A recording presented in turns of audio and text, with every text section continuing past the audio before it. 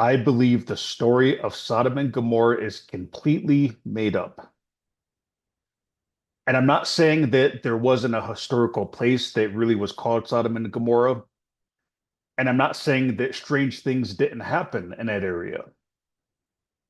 But what I'm saying is that when we're told that the Bible is the word of God and that it is the true inspired word of God, the story in the Bible of Sodom and Gomorrah, it makes no sense, which is why I want to question a couple of things about this account.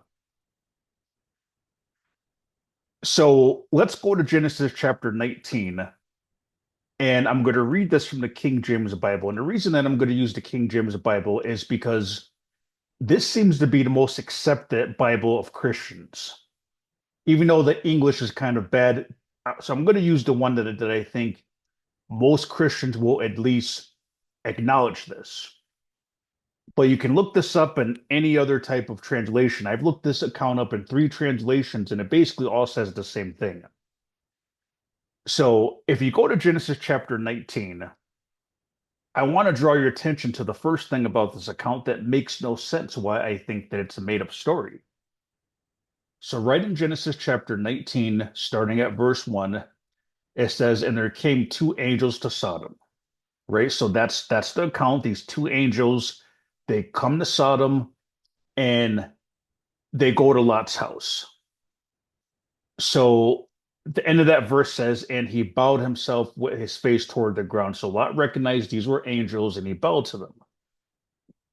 If we go to just jump to verse 4, right? So the angels go in, he feeds them and all this stuff. So if you go to verse 4, it says, "But before they lay down, the men of the city, even the men of Sodom, compassed the house round, both old and young, all the people from every quarter." So to translate this from Old English to common sense, but what it's basically saying is that these men surrounded the house, right? Both old and young. So they're saying that some of these men were old and young people, that they all surrounded the house from every quarter. And then verse 5 says, "And they called unto Lot and said to him, Where are the men which came in thee to thee this night? Bring them out unto us that we may know them." So, in more modern translations, it's very clear what they're talking about. That when they basically say, "Bring these men out so we can get to know them," they basically wanted to gang rape these men that were actually angels, is what they wanted to do. So, here's my first problem with this account, right? So, picture these angels came to Lot's house, right? They're angels, they should have superpowers. These men surround the whole house, young and old, because God likes to kill children too, like young people. We already know that according to the Old Testament. So it makes it a point to say it was old and young people surrounded the house because they wanted to basically gang rape the angels, right? These, which they must have thought they were just men. So my first problem with this account, right, and visualize this, is why didn't the angels go outside and kick their asses? Right? I mean, think about an old Bruce Lee movie. So in Bruce Lee movies, Bruce Lee will single-handedly beat up like 50 people at once, right? And granted, this is a fictional movie, but they say Bruce Lee was really that tough that he could actually do what he did in his movies. But besides that, if you watched a Bruce Lee movie, he wouldn't be afraid to go outside and fight 50 people at once. And not only did Bruce Lee walk into a room and fight 50 people at once, if you notice in the bottom left corner, even when these people had weapons, right, Bruce Lee would still fight these people. And in many of these old Bruce Lee movies, like he would be chasing sometimes these groups of people. And if you see in the middle picture that it was always a theme in Bruce Lee movies that there was always some girl that he was protecting.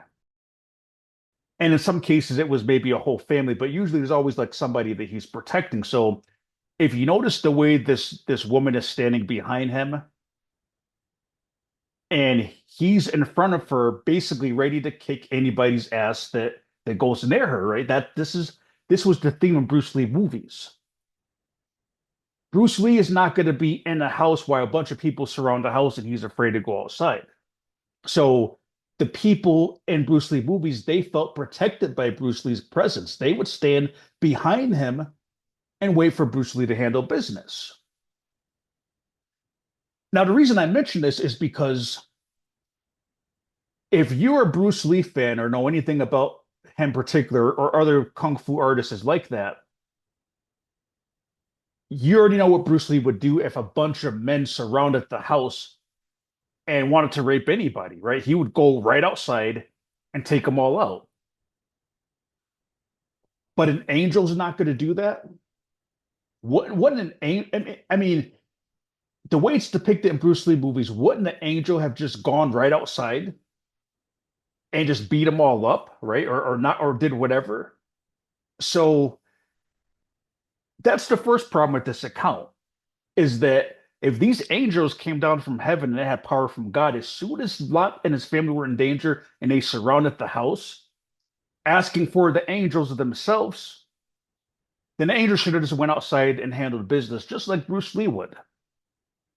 So now let's go to the second thing that's even worse because as this story goes on, it gets even more ridiculous that it's a real story, but even more sick the more this story goes on. So now after these men surrounded the house and they're saying to Lot, bring out these men so we can basically gang rape them is what they want to do. Verse 6, and Lot went out to the door unto them and shut the door after him and said, I pray you be wreathen. Do not do not so wickedly. So just to make this clear, when Lot says basically don't act wickedly, there's no question that Lot understands what these men want to do, right? They want to gang rape the angels. So with Lot being fully aware of that that's what they want to do, notice what Lot says to these men in verse 8. He says, behold now, I have two daughters which have not known men. So what he's basically saying is his daughters are virgins. Let me, I pray you, bring them out unto you. So he's even praying about it. He's basically saying, please, gang rape my daughters, is what he's saying.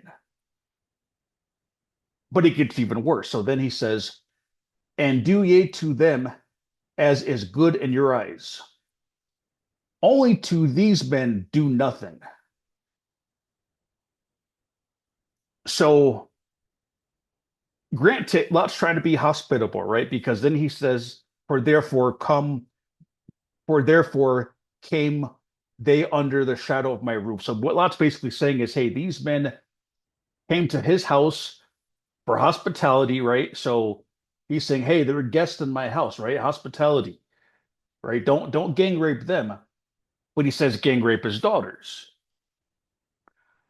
Now that's taking hospitality to a whole nother level, but that's another, I'm not even going to go there. When he says to these men that want to do this, do to them as is good in your eyes. What kind of father would tell a bunch of men that came there and they want to gang rape these other men who are apparently angels would say, no, gang rape my daughters and do whatever is good in your eyes? Who would say that to a rapist? Are they crazy, the people that wrote this story? I mean, just can you imagine that? I mean, it's already bad enough that he's saying that he's willing to sacrifice his daughters, right? That's bad enough for men who doesn't even really know. But to tell the rapist to go out of his way to give the extra touch and say, do whatever you want to my daughters, anything that's pleasing to you, anything, right? So, right, tie him up, handcuff him, you know, choke them to death, right? Do whatever you want to my daughters. I don't care. Do whatever is good in your eyes as a rapist. Have a way at it, right? Just don't mess with these men because it's hospitality, right? They came under my roof, so oh, I gotta be hospitable, right? I gotta be a good host. That is insane, right? Now I don't have children, but even for me who I've never have children, I know that's insane, right? No father who's a righteous person, and keep in mind the reason that God saved Lot is because apparently Lot and his family were the only righteous people in this whole town, right? So he's supposed to be a righteous person. No righteous. What can you just imagine how let me just make this. I want to give you more of a word picture to understand how unrealistic this is that any man would throw his daughters outside to be gang raped for men he doesn't even know who just showed up at his house. So this is the second thing in this account. What type of father would throw his own daughters outside to be gang raped? So this is a movie called Menace to Society. It was in 1993 and it was a really popular movie. Like it's a gangster movie. And in this movie, there's a scene at the end where there's a drive-by shooting. So as they're driving down the street, pulling out their guns, getting ready to shoot at the main character, there's a boy on a tricycle, right? Or big wheels, whatever you call those things.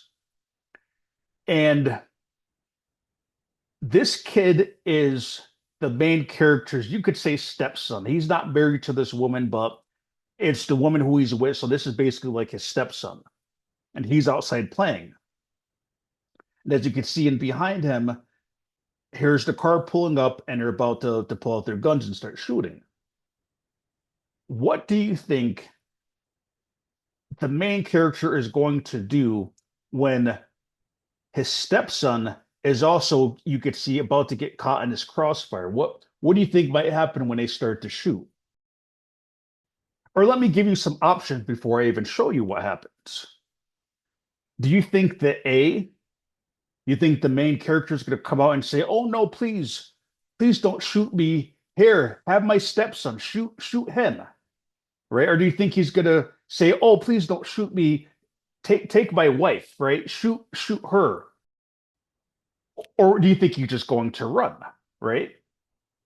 Well, in this movie, they illustrate very well what is known in the hood, right? Or the ghetto, or whatever you want to call it.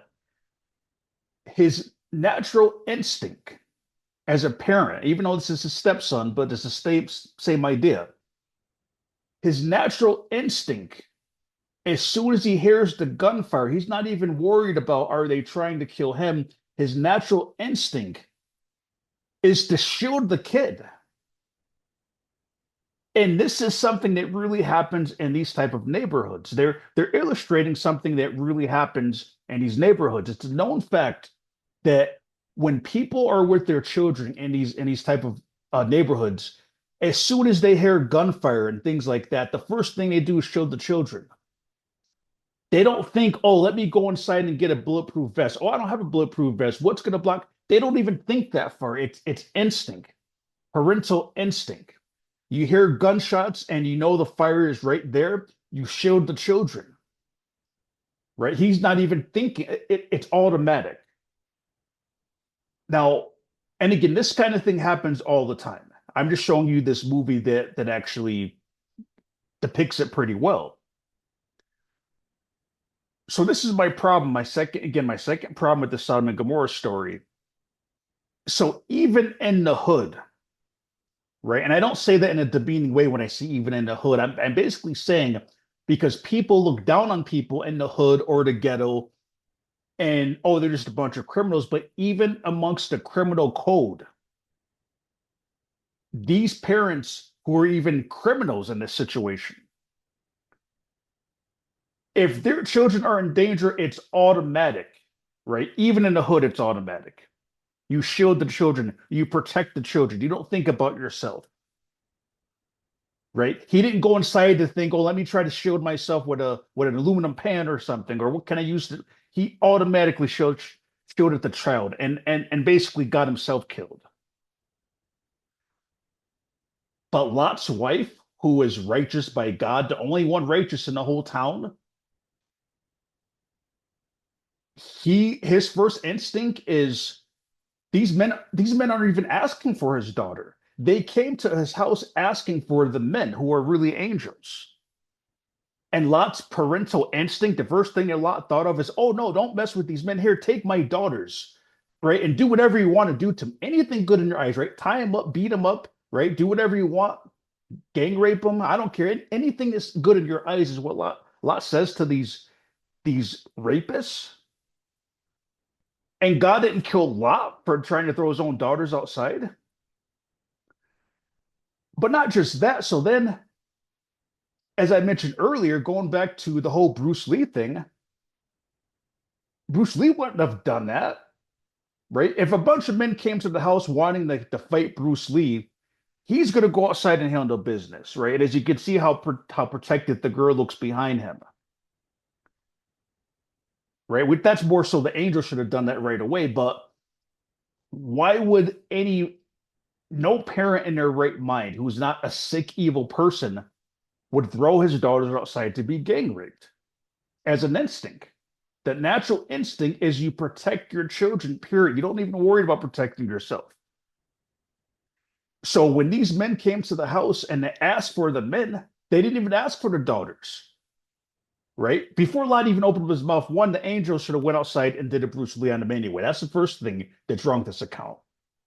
But even if the angels are going to be cowards and stay in the house, then Lot should have said to the angel, hey, go outside, right, and handle this. They're asking for you, right? And if Lot knows they're angels, then Lot knows they can probably handle themselves. So it's really sick that he would throw his own daughters outside to be raped. So now let's go to verse 9. So after he said, hey, rape my daughters, do whatever you want to do to them. Just don't touch these men. I have to be a good host.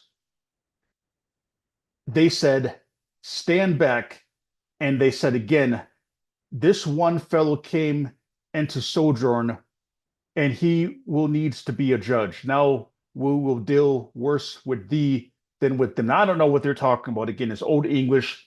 Let me know in another translation what that says. I don't have time to be bothered with that. But then it says, and they pressed sore upon the man, even Lot, and came near to break the door. Now that's the part that I want to focus on. So after Lot tried to throw his own daughters outside to be raped, now it's to the point where they're going to kick the door down, right? That's basically the setting, right? So they're consistent that they want the angels, and they're about to break the door, right? So they pressed in closer to the house, and basically they're kicking the house in. They're going to break themselves in. So now when they're basically breaking in, now verse 10 says, but the men put forth their hand and pulled Lot into the house to them and shut the door. And then verse 11, and they smite the men that were at the door of the house with blindness, both small and great. So again, when it says small and great, they're making an emphasis that there's children there too, right? Because that's how sick the Bible is. But anyway, I'm sorry, I didn't mean to go there, but so both small and great, right? And they wearied themselves to find a door. So apparently that once it got to the point where they're kicking the door in, right? The angels have no choice. They're going to come in and grab the angels. The angels can't hide anymore, and they don't want the daughters, so Lot can't get his daughters gang raped. Now to the point where they're kicking in the house. Now the angels finally do something. But what do? They struck him with blindness. Well, why didn't they just do a Bruce Lee on him? Right? And this may sound like a small detail, but these are things that make no sense. As soon as they surround the house, the angels sort of went outside and did a Bruce Lee, right? And it's more than one angel, right? It's two angels, I think, or more. I don't know how many angels are actually there. But Bruce Lee would have went out there by himself, right? And in this case, it seems like there's two angels, if I'm not mistaken. So the angels finally do something, right? They hit him with blindness, still kind of a cowardly thing. That's like macing them, basically, right? And that's what women do. I'm not saying that in an offensive way. I mean, I know there's women that are very tough and and can beat men up, but that's like a female thing that you'd think, right? If a woman is if somebody wants to gang rape a woman and she's trying to get away, like that's what you picture a woman doing, pulling out a can of mace and macing them, right? That's what the angels do. They in a sense mace the men, right? They struck them with blindness. They couldn't have done a Bruce Lee on them. That's the best they could do. So anyway, so because he struck them with blindness, then the men apparently they couldn't get inside the house, right? So maybe they just gave up because they couldn't see how to break the door down, apparently. Now, the two excuses that I heard from Christian religions to explain why Lot tried to throw his daughters outside to be gang raped, because like whenever you expose things in the Bible that clearly expose it as being a fraudulent book, a lot of Christians, what they'll do is they then insert their own verses, their own imaginary verses. They will just make things up and say, well, this is why things that are not in the Bible. So, two of the reasons that I've heard Christians give to why Lot tried to throw his own daughters outside to be gang raped is that so one of the excuses that they give is they'll say that Lot knew that these men wouldn't want his daughters because, right, they were homosexual, right? They wouldn't have wanted Lot's daughter. So that's why Lot did it, right? Like kind of like a bluff. Like if he said, "I'll take my daughters," knowing that they really wouldn't want his daughters. So for Christians that believe that that's a legitimate excuse for a man to throw his own daughters outside to be gang raped. Well, a couple of things wrong with that. Number one, just because these men wanted these male angels, you can't like what kind of father is going to risk that and just assume well maybe they're not interested in women, right? But they're probably freaks, right? Like a P Diddy thing, right? It don't matter. So you don't gamble with something like that. If these sick men surround the house and it says young and old people and they want to gang rape these angels, a father still isn't going to risk it. Oh, well, maybe they're not interested in women, so let me just try to throw my daughters outside. So that still doesn't make sense. A righteous parent is still not going to even attempt that. And when Christians say that's the reason why, nowhere in the Bible does it say that. That's one of those examples where people just make up their own scriptures and will tell you that's why. Something completely made up because they don't want to face the facts of how sick this account actually is. No man's going to throw his daughter outside to be gang raped. Doesn't make any sense. And then the second reason that I heard that Christians say that why Lot threw his own daughters or was going to throw his own daughters outside is that because the angels are holy, right? They're from God. So because they're holy, it's better that they raped his daughters and the angel. Like basically, because the angels are so holy, it would be a worse offense if the angels got raped as opposed to his daughters, right? And this is probably the more of the excuse that I've heard Christians try to give about this, right? That it's the holiness of it. But here's the problem with that theory. One, it still doesn't change the fact that a parent's natural instinct is you're not going to throw your own daughters outside, period.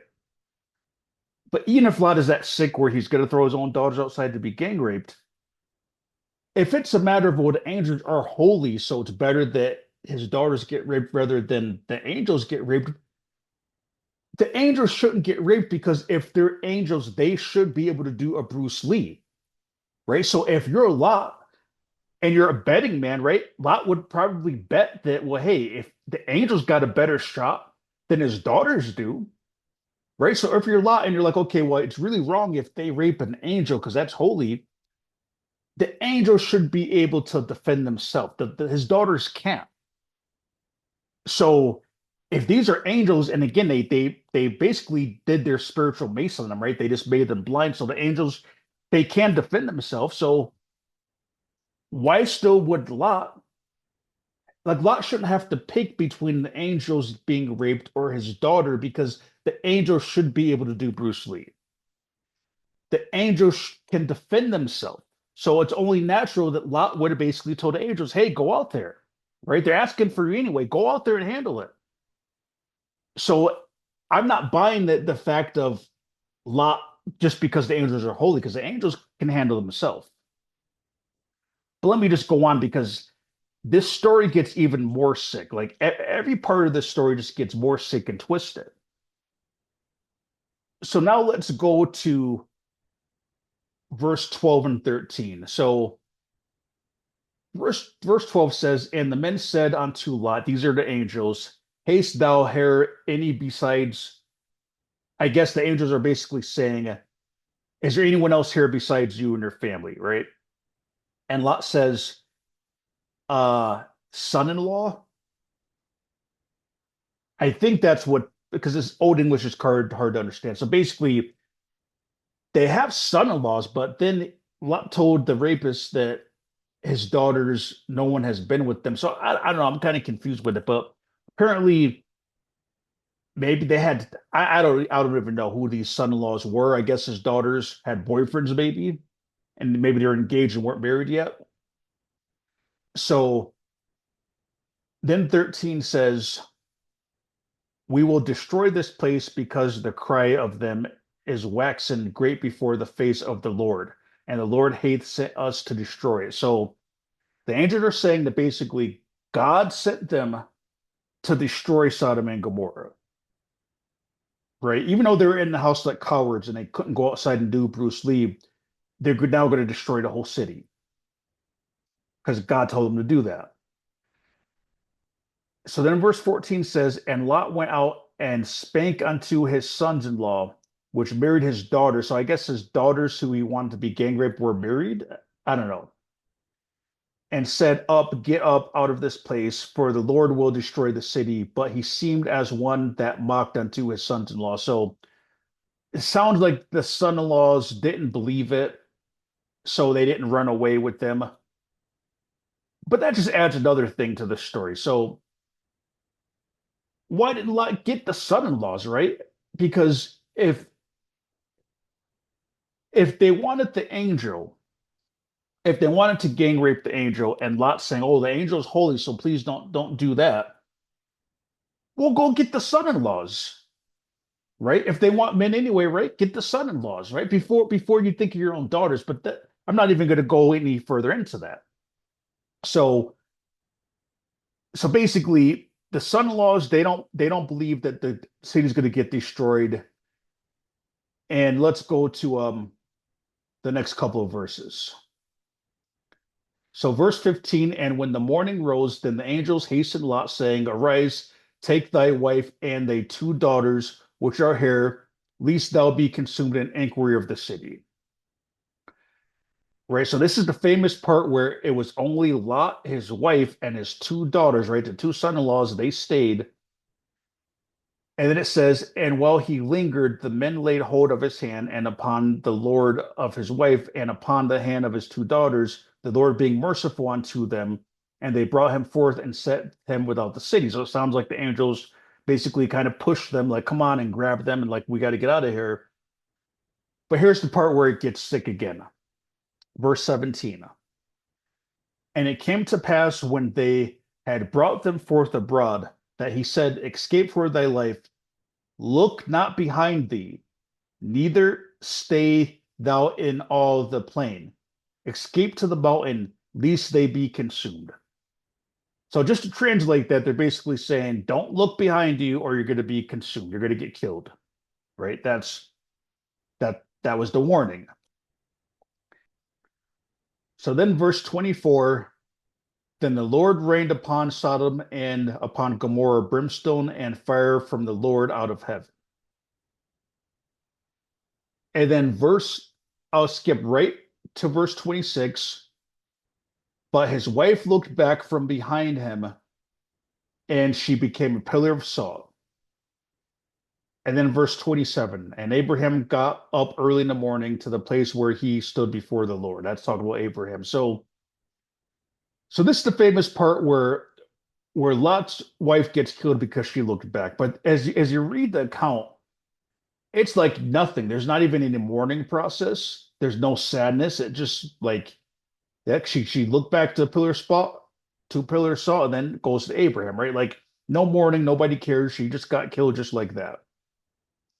So here's the third thing that's seriously wrong with this account. Number three, looking back is a normal, instinctive response when running for your life. Granted, she got the warning, don't look back, right? Or you're going to get killed by God, right? Because remember, this is God doing this, right? So God's the one that turned her to a pillar of salt. And she was warned, right? So many Christians say, oh, she shouldn't look back. She was disobedient to God. But when you put this in perspective, like really think about this,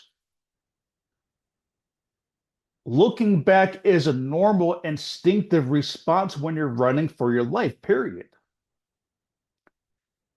Think about people who have been chased by tornadoes, right? So say that there's a tornado and it's coming from the south. So you're going north to avoid it. You're driving down the road trying to beat the tornado, right? Because the tornado is coming your direction. You're going to look back, right? Now, it may not seem smart to look back because if you're driving and you look back, you kind of have to slow down to look back safely, right? So you're losing some speed, right? You're losing some distance from the tornado if you take the time to look back. But that's a normal instinctive response. If you're running from a tornado, you're not going to think about it. You're not going to be driving and think, oh, should I look back? Well, but if I look back, I'm going to have to slow down, then I'm going to lose some speed and the tornado's going to gain on me. There's no dialogue. It's human instinct. God created us with survival instincts. And one of those survival instincts is that if we were being chased by something, it's just automatic that you have to look back. And the reason that you have to look back when, say, running from a tornado is you have to know if it's working, right? If you're trying to outrun a tornado, you got to look back to know, like, okay, are you far enough away from it? Is it about to catch up to you? Because if it's about to catch up to you and you can't get away from it, you got to change game plans, right? You might have to just jump out and run into like an abandoned building and go underground and take cover rather than get swooped up by the tornado, right? So you have to look back to know, like, okay, are you getting away from it? Or do you got to figure something else out? And here's another example. Say you're being chased by a grizzly bear. You have to look back. It's instinct, right? And you can't really outrun a grizzly bear. So depending on how far away it is from you, you have to look back to know if you're getting away from it. Are you going to get to your car in time or a house? And and of course, when you look back, you're going to slow down, right? You're going to lose some.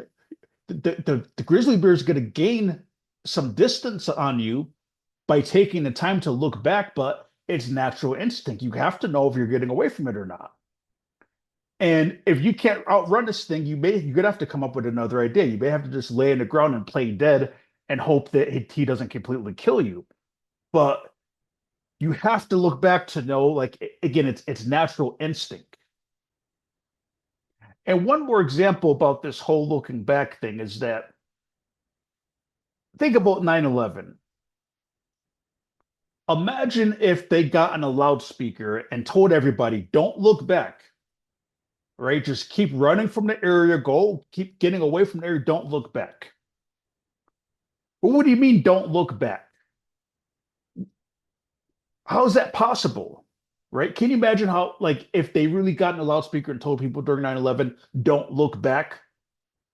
It's an instinct. Of course, you're going to look back. You cannot not look back. So picture Sodom and Gomorrah being destroyed with fire and sulfur and fireballs coming down from heaven and people screaming and dying. And again, the Bible tells you it was kids there, right? They always want to let you know that God has no problem killing children, right? So you got kids dying, people being killed, the the daughters' husbands, right? They got killed, right? So people are dying. you're going to feel the heat of these flames. It's only natural Lot's wife is going to look back. I'm surprised they all didn't look back. I would look back, not because I'm trying to be disobedient, because it's human instinct. You cannot not look back at something like this. And this human instinct, it's from God Himself. God gave us this instinct of looking back as part of the survival mechanism, right? As part of us being survivalist. We have to look back. It's instinct. It's not so what I'm trying to say is that Lot's wife, she did not I mean, I think the story's made up anyway, but what I'm saying is her looking back is a natural response. So now it gets even worse, even more twisted. So verse 30 says, and Lot went up to Zoar and dwelt in the mountain, and his two daughters with him, for he feared to dwell in Zoar, and he dwelt in a cave, he and his two daughters. And the firstborn said unto the younger, our father is old, and there is not a man in the earth to come in unto us after the manner of all the earth. Come, let us make our father drink wine, and we will lie with him. That way we preserve seed of our father. And they made their father drink wine that night. And the firstborn went in and lay with her father, and he perceived not when she laid down, nor when she arose. So to translate this out of this old English, basically they they date raped their father. Right now, I don't know what the term is called now, but I remember like the term that I remember that being called is a date rape when you drug somebody and then have sex with them, right? So there's so much wrong with this, but let me just focus on the first thing that's so sick about this, which is point number 4. Why didn't Lot's daughters travel for decades looking for other people on the planet? You see, what we're told to believe that is so sick is his daughters are saying, well, our father's getting old. Kind of like if they're going to do this, they got to hurry up and do it, right? Because time is running out, like his sperm or whatever. So, right, they got to hurry up before he can't have children anymore, is what they're saying. And they're saying there's not a man on the earth. So what they're saying is because there's no man on the earth that we need to date rape our father and get pregnant by our own father just to basically preserve like their offspring. Well, like I said, my question is why didn't Lot's daughters travel for decades looking for other people on the planet? This is an absolute last resort. Sodom and Gomorrah just got destroyed. It just happened. They can't even take a couple of weeks to try to see like who else can we have intercourse with. Right now, again, they should have done it for decades. It don't matter how old he's getting. They should have.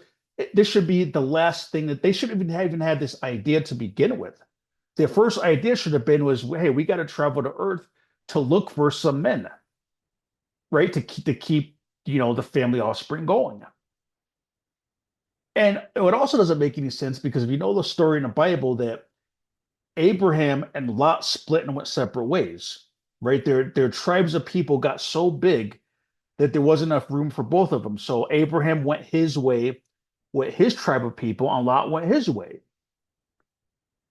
So his daughters know there's other people on the earth, right? Abraham, now even though that Abraham is a relative, well, all these people were kind of relatives closer together anyway. So they already know there was people on the earth. So why didn't they just go and say, hey, we have to find Abraham? Right? Remember when Abraham left and he went his way with his whole tribe of people?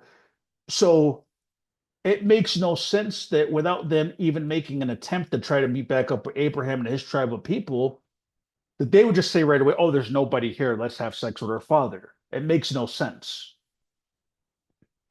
And then the fifth point is how did Lot perform sexually to the point where his daughter successfully got pregnant? Now, I don't want to get too graphic with this, so you can read it between the lines of what I'm saying. I mentioned before the term that they did is used to be called date rape. I don't know if that name is still used, but date rape is when a man usually gets a woman drugged up or really, really drunk, but maybe drunk to the point where they slip something in a drink so she's completely out of it, and then they sexually assault them. That's called date rape. So, and the reason they call it date rape is because what people were doing is like they could put something in a woman's drink and she wouldn't even know it, and then she'd wake up somewhere and you know she might have got gang raped while she was out of it, and that's called date rape. But this is mostly only considered of a man date raping a woman because you see, and again, I'm not going to get too graphic, but for a man to sexually assault a woman while she's completely out of it, he can still get her pregnant, even if she's completely out of it. Because all that man has to do is release his in her and can possibly get her pregnant, right? But it's almost unheard of a man being date raped. Now, again, without getting too graphic, let's just put it like this. There are couples who are trying to get pregnant and the woman can't get pregnant, right? And they're trying to do it. But going back to the thing with a man trying to, or a woman trying to date rape a man, if you have women who are desperately trying to get pregnant by their husband and it's not working, well, how much more impossible would it be if the husband was so drunk and out of it that he was not even conscious? Well, what do you think the odds would be if that couple who's already trying to get pregnant, who's already having problems, and then get the husband so drunk that he doesn't like he's completely out of it? Do you see what I'm saying? It's almost impossible for a man that's completely out of it to be able to sexually perform to the point where he successfully times it and gets the woman pregnant. Like it's almost impossible. And again, without getting too graphic, you know that for a man, he has to be able to basically he has to get it up, right? And he has to keep it up long enough and time it perfectly to get the woman pregnant. So again, if you have couples who are trying to get pregnant, they are having issues, they can't even get pregnant when they're trying. Well, what are the odds if the woman got the husband so drunk that he couldn't even move? He just so passed out. Do you see what I'm saying? Like, how did he even get his daughters pregnant? And he was so out of it that because here's the thing, you have to be absolutely in a coma to not know that you're having sex with your own daughter, right? He must have been pretty like he wasn't just tipsy, he wasn't just drunk. He had to be knocked out cold that he had no idea it was his daughter. And I would think that his intuition or higher self, whatever you want to call it, I tend to believe that if a daughter is trying to have sex with her father, I feel like he's going to wake up. Something intuitively is going to snap. Something I just have. I mean, I can't say for a fact that this is impossible, but I would think that the father something intuitively would wake him up to the situation. But if he was that knocked out cold, I don't see it being possible that she successfully got pregnant by him. I just don't see that.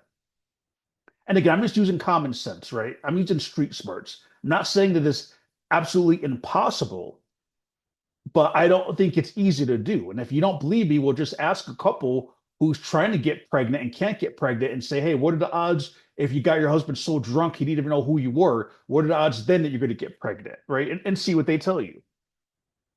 So if you think, well, it's not that far-fetched to say that, somehow by chance that she successfully got pregnant, right? That this miracle happened. Well, notice verse 34. 35 and 36.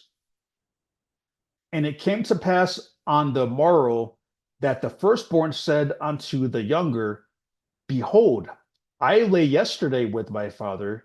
Let us make him drink wine this night also, and go through and lie with him. That way we may preserve seed for our father. And they made their father drink wine that night also. And the younger arose and lay with him, and he perceived not when she lay down, nor when she arose. Thus were both the daughters of Lot with child by their father. So, point number 6. How did Lot perform a second time? So I'm not even going to explain everything that is explained with the last point on how difficult that would be to even pull off. But then a second time, the next so the second night that goes by, Lot still somehow like he doesn't realize he got drugged the first night and that he, woke up and like they did it a second time successfully. Lot fell for the same thing again. The daughters got him drunk, so drunk that he was completely out of it. And then a second daughter, and miraculously, Lot again just like perfectly timed it. And even though he was so out of it, he didn't even know who his daughter was. That he somehow performed to get her pregnant 2 times in a row.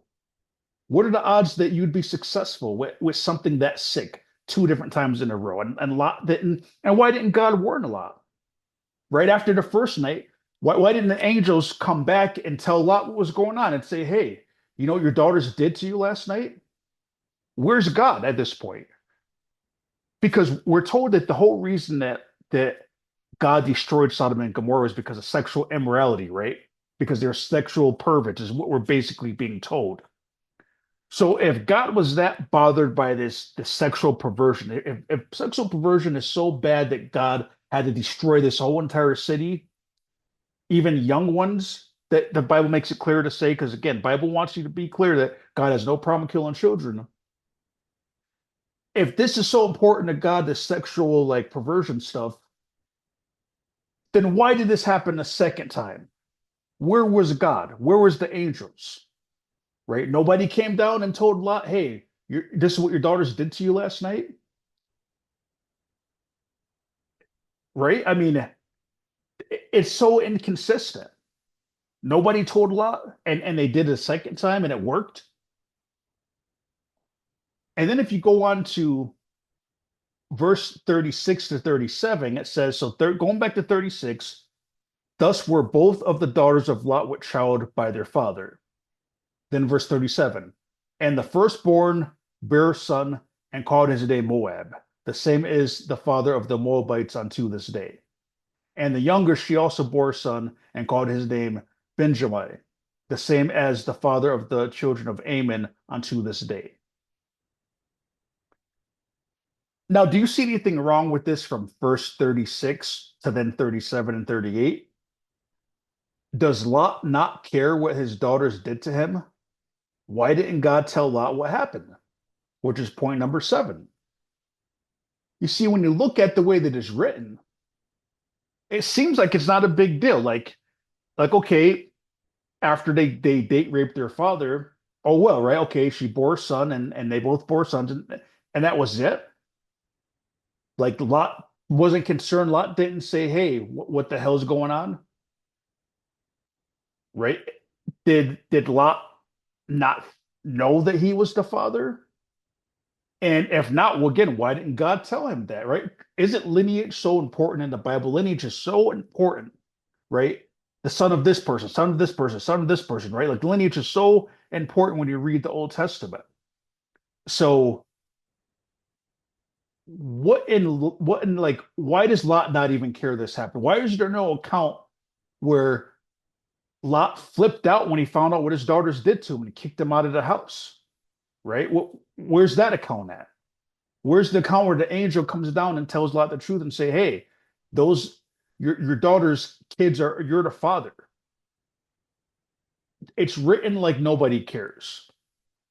Right? That's what it's written like. It was like they got him drunk so they could get away with it. Then after they got him drunk and got pregnant, then it was like it's no big deal. And this, apparently it's written like Lot doesn't care either, like it's not a big deal.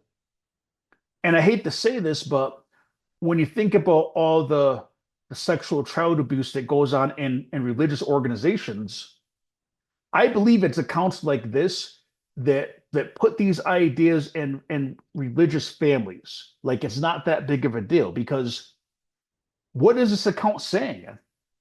That he had sex with his daughters and it doesn't even really matter. Okay, they got him drunk just so that he would go along with it, but now it's like there's no consequences, right? Then there's other parts of the Bible where somebody got killed because they touched the Ark of the Covenant and God struck them dead just like that, right? Because he touched the Ark of the Covenant.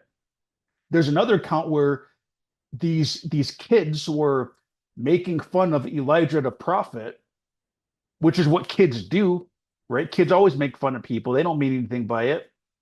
And what did God do? Just because they're making fun of Elijah the prophet, God sent a wild bear to rip them into pieces. And the Bible makes it clear that the bear ripped the kids into pieces because they were making fun of Elijah the prophet.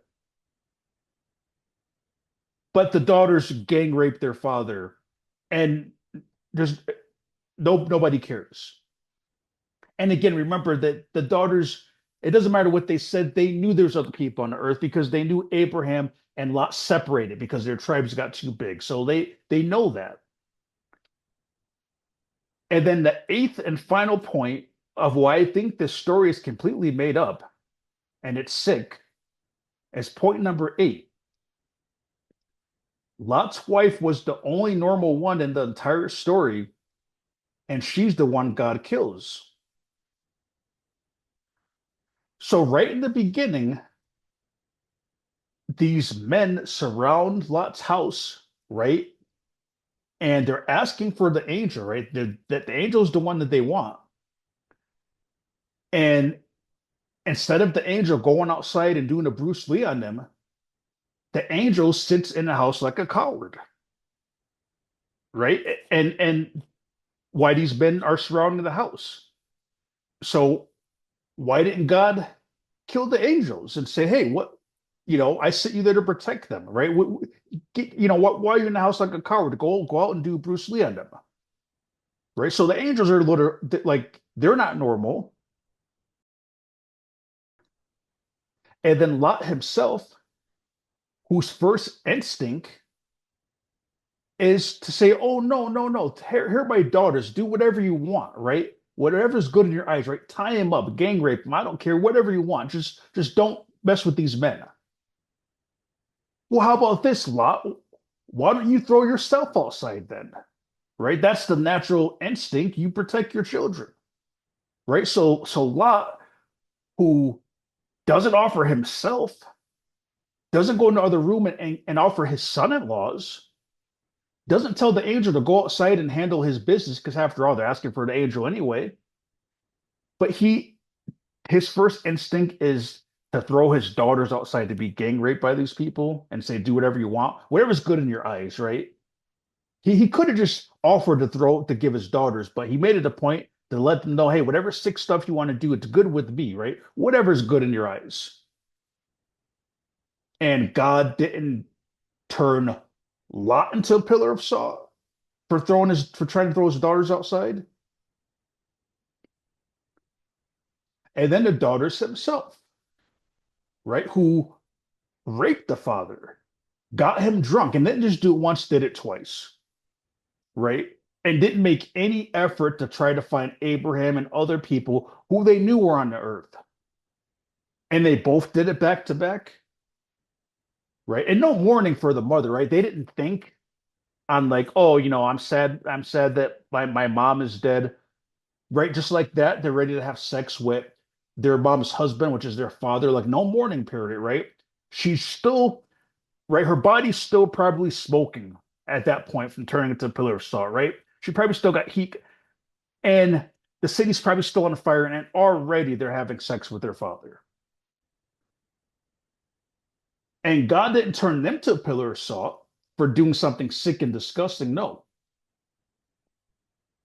But he turns Lot's wife into a pillar of salt just because she does something normal of looking back, which is an instinct that God gave her and gave all of us.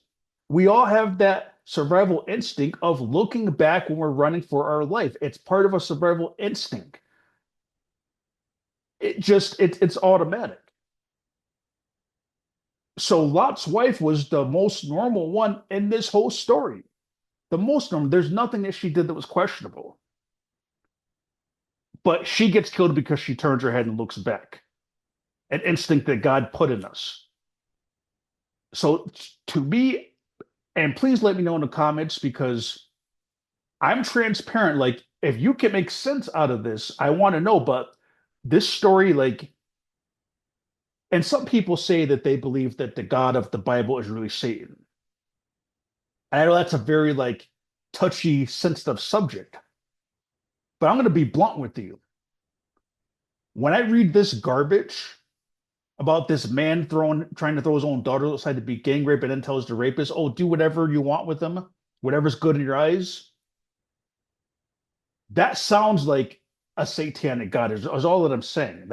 That would make sense if the God of the Old Testament is Satan. I could see that being pleasing in Satan's eyes, right? Like, oh yeah, throw your own daughters outside and be gang raped. Yeah, go ahead, do that.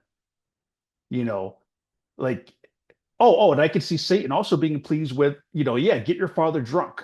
Don't waste your time looking for other men. Just have sex with your father. And after the first one does it, do it again, right? That would make sense if Satan's the God of the Old Testament. I'm not getting into that subject. That's a very deep subject. I'm just saying that this story, it's disgusting and sick, and it makes no sense because if the whole reason that God wanted to destroy Sodom and Gomorrah was because of sexual perversion, then he should have killed Lot for trying to throw his own daughters outside. And he should have killed his daughters for raping their father. And he at least should have disciplined the angels and said, "Hey, go out there and protect them. Don't run in the house don't wait for them to kick the door down before you finally pull out your mace and mace these people. Do Bruce Lee on them, right? I say you to protect the family. Don't like he at least should have punished the angels for being cowards about it. The only one that God seems to be upset with is because she looked back, right? Didn't have any like understanding or didn't give her the benefit of the doubt and say, well, you know what, she's probably scared, she's probably in shock, right? After all, I'm God. I put the instinct in her to look back, which is what all humans would do. So why is she the only one that got killed? Now, when I mentioned that I'm transparent and I really want people's feedback on this material, is that let me just say this first that sometimes you have debates between Christians and like so-called people like me that are, I don't want to say new age because that's a fake term, but people that are more into like multiple spiritual concepts. But I want to say like I can't be beaten in a debate. I cannot be beaten. And the reason I'll tell you that I cannot be beaten in a debate is because I'm not trying to win. I have nothing to prove, so I have no problem. If a Christian can make a good point, I'll admit and be like, okay, you're right. That makes sense. But I'm using street smarts and a high level of common sense. And what I just broke down shows that this story makes no sense, period. So you can't debate with me on it unless you have a legitimate reason to explain those things that I just mentioned. It makes no sense. Everything is backwards. But what I mentioned about being transparent is that so these pictures are pictures of people supposedly saying this is evidence of the story of Lot's wife. They're saying that this pillar, I don't want to say pillar, but they're saying this like rock formation, that's the remnants of Lot's wife. That's Lot's wife, the pillar of salt. And it's quite interesting. And again, I'm transparent. So I looked into this because if anyone's got any proof that this story is real, like I will admit it and I want to know about it. That's why I'm saying you can't beat me in debate because I have no shame of admitting I'm wrong and I'll look at anything. So if this is real, that's fascinating. But the problem with this, why I don't believe this is Lot's wife, is number one, they can't even make up their mind on what is Lot's wife. One group of people are saying it's the images on the left side, then some are saying it's the images on the right side. So what is it? Which one is Lot's wife? So right away, when you have multiple stone formations that they're all calling Lot's wife, it shows right away that are they just looking at stones with weird formations that are in Sodom and Gomorrah, and they're saying, "Oh, that must be Lot's wife."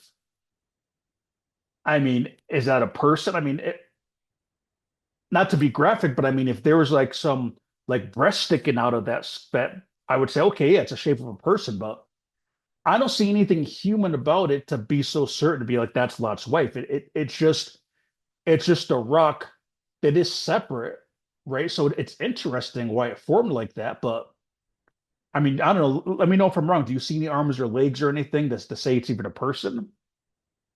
But it's quite interesting that this is in Sodom and Gomorrah. And another thing that's interesting is that if you search Sodom and Gomorrah sulfur, that there's lots of people that are saying in the areas of Sodom and Gomorrah that there's a lots of sulfur that I guess that's connected with what the Bible says about brimstone. I don't know, brimstone is sulfur or something. I don't know, but they're saying there's all this sulfur around Sodom and Gomorrah, and they're saying that there's nothing in the area that have caused that. So they're saying that that's proof of the fire and brimstone that God brought down. And I will say there was one of these, I can't find exact one that I've seen before, but some of this is very interesting, right? Very interesting. And again, I'm transparent, so like, if this story is true, I want to know about it. But I also did a video about Noah's Ark, and in the video I did about Noah's Ark, I made this point. And I'm going to make the same point with this one: is that I don't doubt that there was a great flood of some sorts. So same thing with Sodom and Gomorrah. Like, if there's something strange that happened with brimstone everywhere, I don't doubt there could be some part of the Sodom and Gomorrah story that's true. Maybe something did happen supernatural. But what I'm then saying is that the story and the Bible, it makes no sense. It makes no sense. I don't want to be rude about it, but there's too many problems with this story. And this story does not seem like it's from a loving God. I don't see a loving God that would kill her just from looking back, which is a natural instinct, and not kill Lot for trying to throw his own daughters. Like, the story is so sick. I don't believe it. It makes no sense. Did something happen in Sodom and Gomorrah? Is there brimstone? Is there evidence of brimstone? Maybe, right? Maybe. And if you know more about this, I would love to hear it. But again, the most effective way of lying is that you always want to put truth and fiction together, right? So if there's something weird about the lands of Sodom and Gomorrah, it'd be very easy for them to make up a story based on that, right? So I just want to say that it doesn't mean that this story is true. I'd love to find out what really happened to Sodom and Gomorrah, but this story, it's not true. I don't think. The most normal person in this whole story is Lot's wife, and that's the only one that God decided to kill.